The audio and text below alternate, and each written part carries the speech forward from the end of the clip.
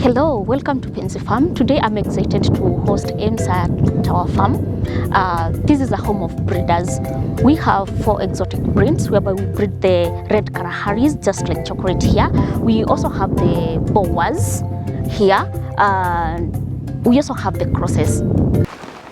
Guys, again, we bring you another super amazing, educative, I don't know what titles I can use for this particular story and this particular episode. This is being done right in Kenya. These are Red Kalaharis, just a couple of months old. They have attained this weight, super disease resistant. And if you're new to our YouTube channel, hit the subscribe button, like and share. This time round, I want you to do much learning and try to adopt these things in 2025. That's why I'm not just bringing you any story in 2025, but I'm bringing you those unique ideas, amazing farmers, young, energetic, with the brilliant ideas for you to learn and adopt. Let's dig deep and enjoy this story.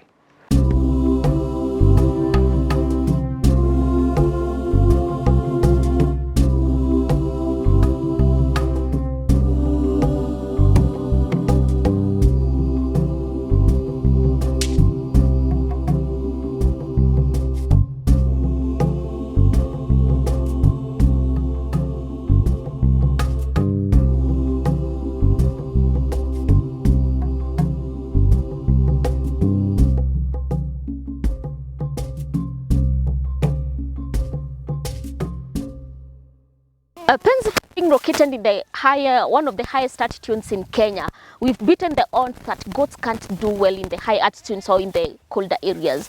I want to ensure you that goats can do well in all climate, bearing in mind the management practices is good.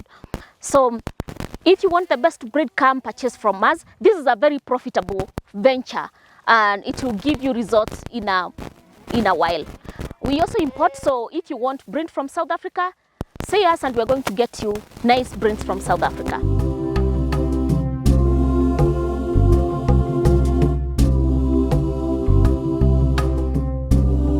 Hi, my name is Emma. Welcome to Penzi Farm. At Penzi Farm, we are sheep and goat breeders, whereby we have 4 exotic breeds. We have the Hampshire Down, we have the Doppers for the sheep. For the goats, we have the Boas and we have the Kalaharis. In the goat section here, we have these 2 breeds. That is the Boa and the Red Kalaharis. All the flock we have here is pedigree from South Africa. So be sure that when you are purchasing a breeding animal from us, you are not only just getting the right animal, but even the right genetic quality. What drove us to start the business for the Boas and the Red Kalaharis is that we noted that the local breeds that we have of the Alpines and the Kienyeji, as we can call them, is that you find yourself when you're going to slaughter, you're not even getting a carcass of weight of even 15 kilos. Challenge being that they have small muscles and then it takes them longer period to build the muscles. That's why we thought that if we bring in the Red Kalaharis and then we cross them with the local breeds that we have, then we are going to enhance the weight, ensuring that we are getting best desirable weight within a short period. Hence why we introduced these 2 breeds. Many people ask if these goats they are for milk production. I'll differ with them slightly. I feel like the Boas and the Red Kalaharis, they are more of the muscle meat. They are more of meat rather than that of the milk. But then if you cross these 2, any of these 2 breeds with now the local breeds, then you are bet sure to get more milk and more meat within a shorter period of time.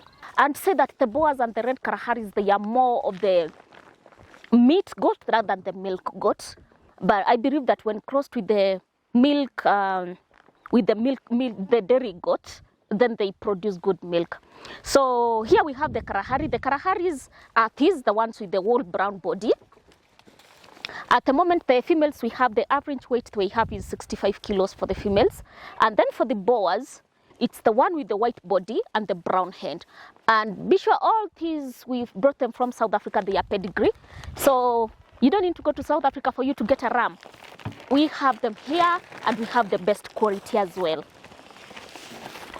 At the moment, I'm giving them supplements.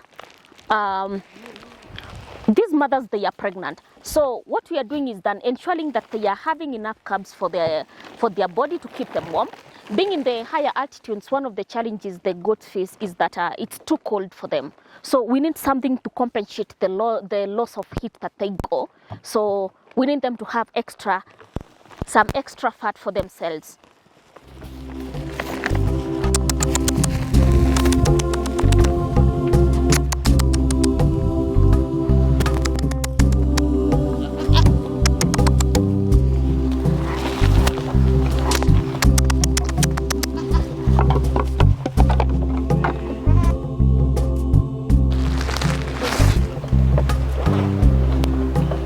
This is the kid area.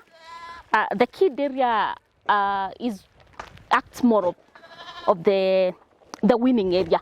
So we ensure that these lambs and the kids, they stay separate from the mother. One of the reasons why we ensure that is that we don't want them to go collecting the droppings from the mothers. That will enable us to lower the worm loads, because we don't want to build up the worm load so much. The other thing is we want the mothers to have an ambient time when they are grazing in the fields. We don't want the lambs to be bothering them, you know, because you'll note that if the lamb and the mother, they stay together for so long, that lamb is not going to feed. So with them being here, we'll be able to give them creep feed ad libitumly. We'll also ensure that the body score of the mother is maintained in the sense that the mother will have ample time while eating rather than concentrating on the lamb.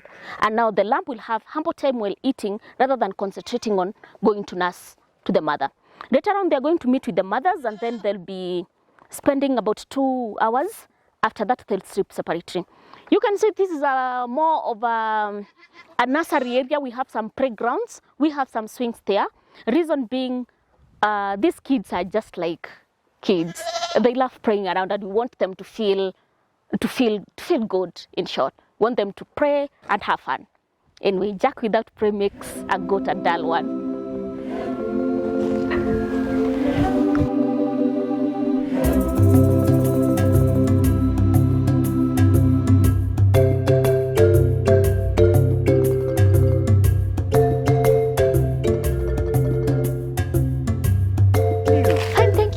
Finally, I'm here. You're back. Karibu tena. This is Penzi Farm. Penzi Farm. Karibu Penzi Farm. Pin the location. Penzi Farm, we are located in Nakuru County, Moro Sub-County, Mau Summit. Mau Summit. Yes, that's where you find us. I don't need to take a plane. No, you don't. Fly to South Africa. No. I just need to come to Penzi Farm. You just need a booking, and then it will drop you there, and then you get into Penzi Farm. Guys, when I talk about Penzi Farm, from that particular angle, I'm super excited with what I'm seeing. Thank you, thank you, I only thank was you, to thank come you. here for like 2 hours, but I found myself spending the entire day here. And here you are. When you talk of pure genetics, I like first line. Yes. This is the first time I'm seeing a Red Kalahari better than even what I see on the internet. Oh, wow. Thank Kenya. you. Thank you. Thank you for the kind words. Thank you. I'm telling you, I'm short of words. What is the highest weight you've achieved on a Red Kalahari here? Oh, she's 78. She's somewhere here. She's three years old, 78 kilos. 3 years old, 78 kilos. Yes. Amazing. These ones, they are 1.5 years, an average of 65 kilos. This place is cold. It is. Very soon you'll be looking for your jacket. In a few minutes, actually. And I'm shocked to see that these goats are thriving here. Is there a secret? Oh, yes, there is. What is the secret? Do you want to know the secret? Of course. We don't give grandma's secret recipe. The secret for them to thrive well here, it's not just the fact that the genetic quality is of top notch, but the management part as well. because those two, they have to go hand in hand. Okay. Good genetics and good management will give you the best results. So that is what we are applying here at Penzi Farm. We are sourcing the best genetics from South Africa, and once we get to our farm, we ensure that our management is not just management, it's top management. We ensure that these animals are properly taken care of, they are stress-free, and that's it. These are the results. Good. These are roughly how many Red Kalaharis? Oh, I think I have the adult Red Kalaharis. I have about 6 of them. The yearlings, I have 10 of them, and then I have about 6 winners. All right. I think let me rephrase my question. Yes. Of this flock, what percentage are those that have been born here, even if it was imported, but then it was born here, it is matured here? 50%. 50% of Yes, 50%. 50% of them, they've been born here. That simply confirms to me that then they can thrive. They can. They can thrive. They are thriving, actually. Really? Yes. Do you attend the shows, agricultural shows? Not yet, but this year will be the first year that we are planning to attend the show. Let's meet there. I will. We also have the boas. Yes, we do have the boas. How are they? The boas are good. The good thing about the boas, they are always bulky. Okay. You might see a slight difference with our boas because all the boas in this area, they are nursing at the moment. So, and what you can see is whatever the animal is nursing, the body score sometimes it gets low. That's why when we were at the winners area, I was telling you that we are trying so much to reduce the mother and the kind time so that these mothers can be able to retain their body score, because it usually doesn't bring up the better picture whereby you can be able to identify this one is pregnant and this one is nursing. We don't want the animal to lose the body score, because if the animal loses the body score too much, then it will take you a longer period to build back the body score before serving the animal again. When you talk about nursing, yes, it means that the animal is taking care or has a lactating. Okay, the animal is breastfeeding in the layman's language. Yes. So you don't say that nursing. It's nursing, it's not breastfeeding. Exactly. The animals don't breastfeed, they nurse. All right. Yes.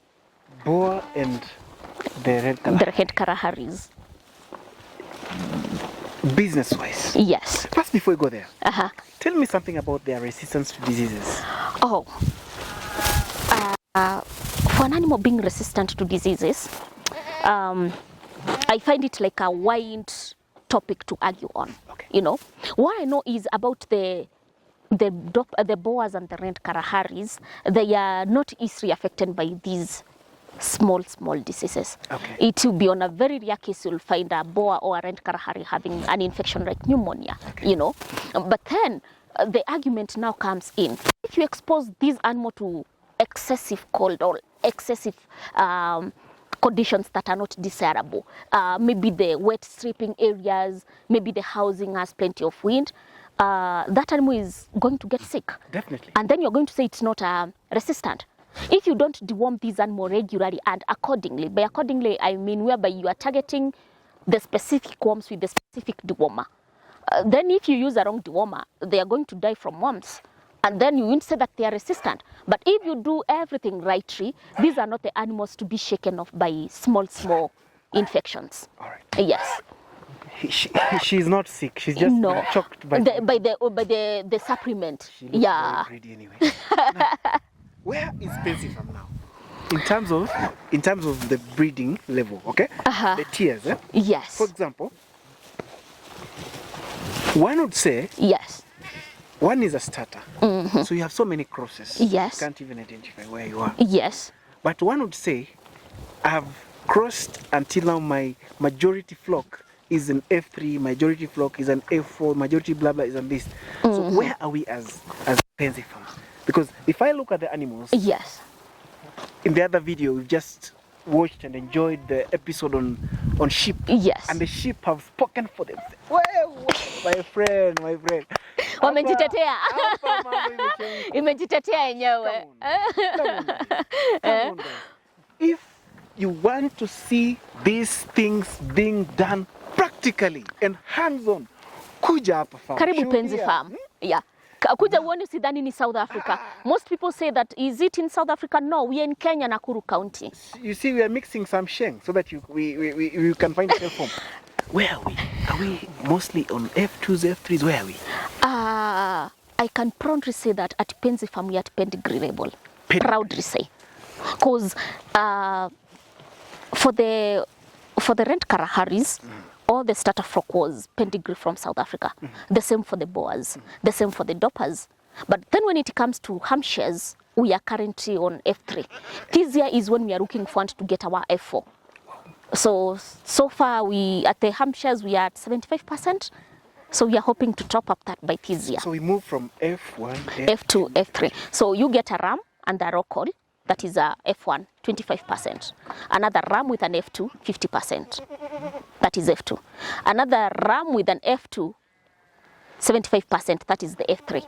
So now we are looking forward to breeding the F3s now with the new ram that we brought in from South Africa. And our dream is that by next year, 2026, we'll only be having pedigree animals at Penzi Farm. Guys, you've heard it from the horse's mouth. Yes. What are some of the challenges that one would expect, and how are they going to control them? Because one is so interested in starting this thing. I'm gonna buy a goat from Penzi Farm.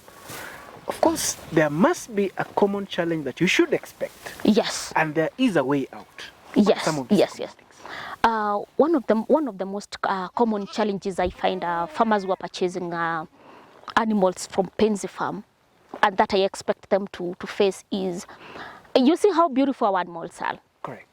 They are not just beautiful. They've been taken care of. Now imagine, this is a 7-month-old hogget, right? Yes. In 3 months' time, I should be serving her. Yes. But now these animals, they look awesome because they've been taken care of. The management, the feeding, and set the narrative. Penzi Farm hautanunua mbuzi ama kondoo wa kwenda kufunga na kamba. You know, if you understand what I mean. No, nakupea mafefe peke yake. You are saying you are making silage, but umeuza mahindi. The green one. And now whatever is left is what you are making silage. No, these animals enjoy full corn maize. Full corn. I'm getting a market for my sunflower. If it is for the protein, if you have sunflower, that is also, I'd love to get some. I have some 20 acres of sunflower. Oh. Harvesting will be done from next week. See me behind the tent. Because for the protein content, si tunawapatia rusan peke yake, because that is what we are able to produce at the moment. Okay? Now, if this animal is getting used to having a balanced diet, then wewe umeenda kumpimia chakula na mkono. Oh, you start saying, oh, nilinunua yule si yeye. You know? So basically, what you're talking of here is, if you want these results, yes, pay attention to feeding.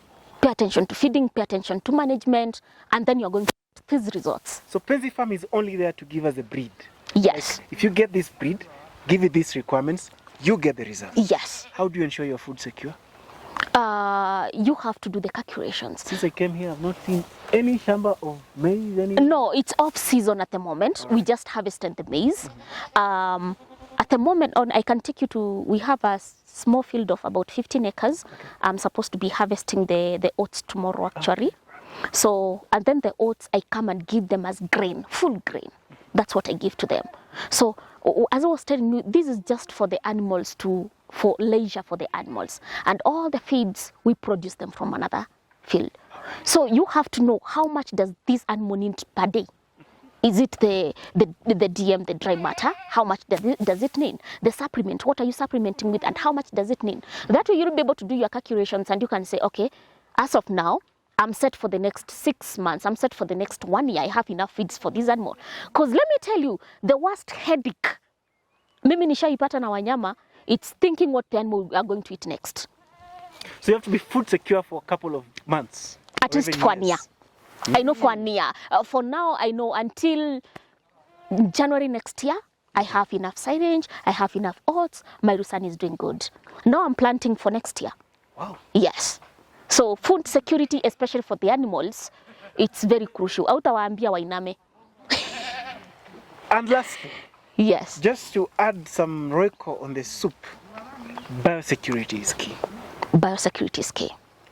Because of FMD, things like that. Those are diseases that one would carry along their feed. Oh, yes, yes. And we are always very strict on that. Exactly. Especially even for visiting, we don't just allow any pop-in visitors. Yeah, sure. You have to make an appointment. Secondly, we have a very strict routine of sanitization before you get into the animals. Exactly. Yes. So guys, if you're getting an animal from here, then rest assured, it is that thing you're looking for, is it? It is. Now, I understand for the sheep, one could buy. Yes. What about the goats? For the goats, at the moment I'm only selling bucks. I'm still trying to build up my numbers. I can't keep going back to South Africa to get more. These things. This South Africa. You know, So we're talking. We have to have these things here. I need them here. So I'm building my number for the females, and God willing, by 2026 I'll start selling the females. 2026. Yes, I'll start selling the females as well. Wow. Guys, I'm short of words. I think you need to visit. Not even visit. You need to learn. You need to do some courses, masterclasses. I think I need to do You that. need to do some masterclasses. You got too much good knowledge that needs to be sent to the farmers directly. That's Thank why you. we as AIM Agriculture, being an expert in poultry, I did excellent masterclasses on our website, www.aimagriculturefarms.com. I've just shared a link in the description. Yeah. And I've done super courses on what I know and what I do best, which is poultry. You Yeah. could translate the same knowledge into a course and share with these farmers. I recommend that farmers, in order for you to keep learning and keep enjoying, watch the progress of this farm. We couldn't do this just in a single day. Get to follow Penzi Farm on her social media accounts. Facebook, Penzi Farm, Instagram, Penzi Farm, TikTok, Penzi Farm, our website as well, and their website as well. www.penzifarm.com. Do you have YouTube? We'll be getting one very soon. Penzi Farm as well. Yeah, Penzi Farm. All social medias, Penzi Farm as well. Penzi Farm. So you can interact with her, you can see the progress, you can see where she came from, up to where we found her here. And I'm sure you'll learn a lot. You'll enjoy. For me, it's therapy. I could spend here an entire week just feeding these animals and looking at them and giving them names. Yeah, and all that. I know. That's the spirit of a farmer. Really? Yes. And last but not least, I'm sure you keep proper records. Oh yes, record keeping is key. Not you don't have to be a breeder. Any farmer needs record keeping. They'll start from feeds, health records, breeding records, all those. Everything needs to be recorded, and you can't say you're a farmer without records. You have no proof. So record keeping is very crucial. Would I be wrong to crown her the queen of goat and sheep farming? Oh, thank you. Yeah. Thank you. All the best. Thank you so I much. can't wait to come and make up a follow-up episode. I'm So looking we forward. see where we'll be in the next few months. I'm looking forward to that. Thank you so much. Welcome. It was a pleasure having you. Pleasure is all mine. It's evening. As you can see, the goats are eager to get to the shed now. So all the feeding we do it outside. That way when they get inside the shed, all they can do is just ruminate and build those muscles because we need them. So we are letting them out and they'll be going to meet the babies. The ones that are nursing will be meeting the babies and the others will be going to sleep. One thing you'll note when they are getting to the shed is that they sleep in different areas. So once they get ill, you'll find that each goat knows where they are supposed to sleep and that's where they'll be going to.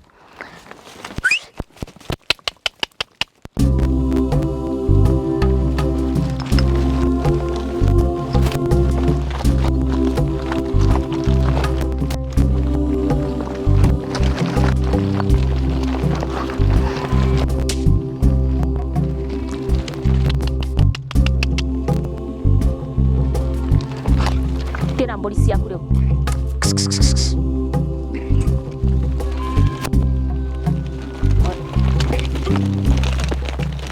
Nachukua.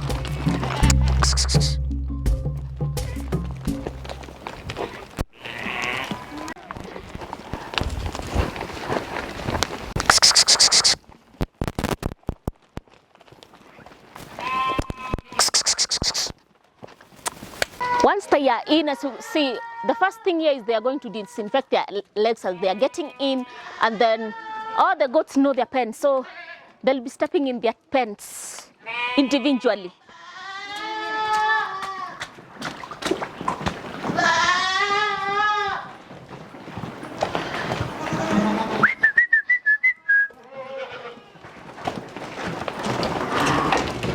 Where?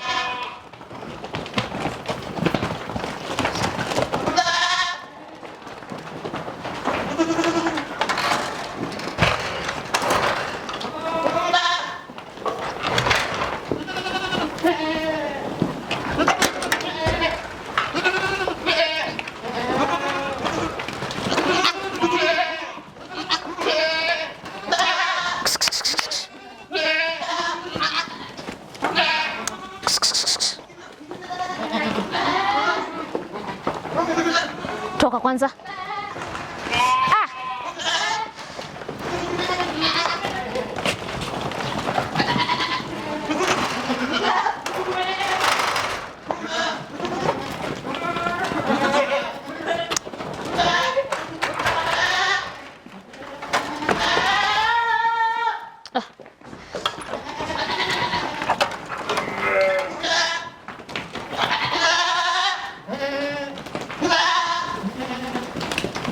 Nani mwingine anapita?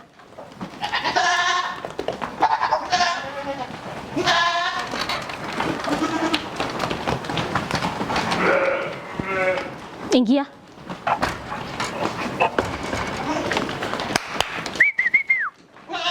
We, nyi tokeni. We, hiyo imetosha.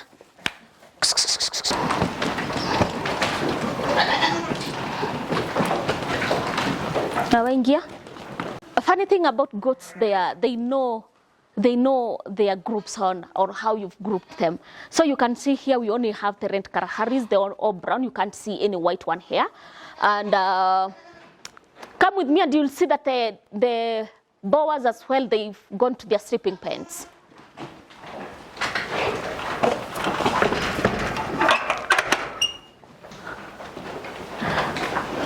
And also, do you know that there is, when the mothers are nursing, you'll never find a mother nursing a child that is not it. Umecherewa wapi? Hurry up.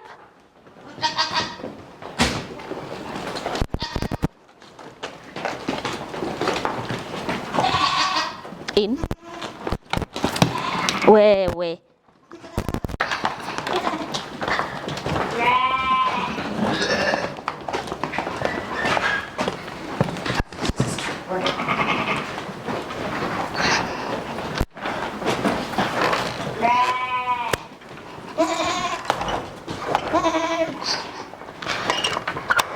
So as you can see that they were grazing as a group, but getting into the pen, now they know the Boers sleep separate from the Red Kalaharis.